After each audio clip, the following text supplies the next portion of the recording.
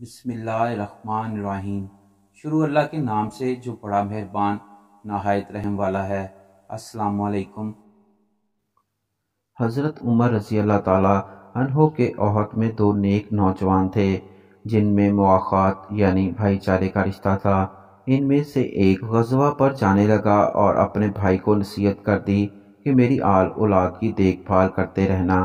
چنانچہ ایک رات اس کا بھائی اس کی بیوی بچوں کی خیریت معلوم کرنے گیا تو دیکھا کہ گھر میں ایک چراغ جل رہا ہے اور ایک یہودی اس کی بھائی کی بیوی کے ساتھ گھر میں موجود ہے اور شعر پڑھ رہا ہے، میری وجہ سے اسلام کی چمک داغدار شکار ہو گئی۔ میں اس اسلامی مجاہد کی بیوی کے ساتھ طویل رات خلوت میں رہا۔ میں اس کے ساتھ اس کے جسم سے لپٹ کر رات گزارتا ہوں اور وہ چیٹل زمین پر رات گزارتا ہے۔ رانے اور شرمگاہ اس کی ایسی جماعت ہے جو استقبال کے لیے اٹھ کھڑی ہوئی ہے۔ یہ منظر دیکھ کر مجاہد کا بھائی اپنے گھر آیا، تلوار سونتی اور اپنے بھائی کی بیوی کے پاس پہنچا اور یہودی کو قتل کر دیا، پھر اسے ننگا کر کے راستے میں پھینک دیا۔ جب صبح ہوئی تو یہودیوں نے دیکھا کہ ان کا ایک آدمی قتل کر دیا گیا ہے اور قاتل کا پتہ نہیں ہے۔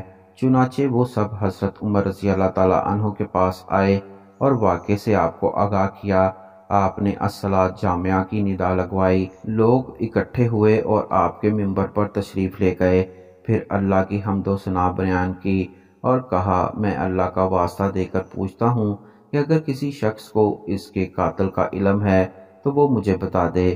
وہ نوجوان کھڑا ہوا اور حضرت عمر رضی اللہ تعالی عنہ کو وہی اشعار پڑھ کر سنائے اور واقعے کی تفصیل بتائی۔ عمر رضی اللہ تعالی عنہ نے فرمایا اللہ تیرے ہاتھوں کو مضبوط کرے، اور پھر اس یہودی کا خون حلال قرار دیا۔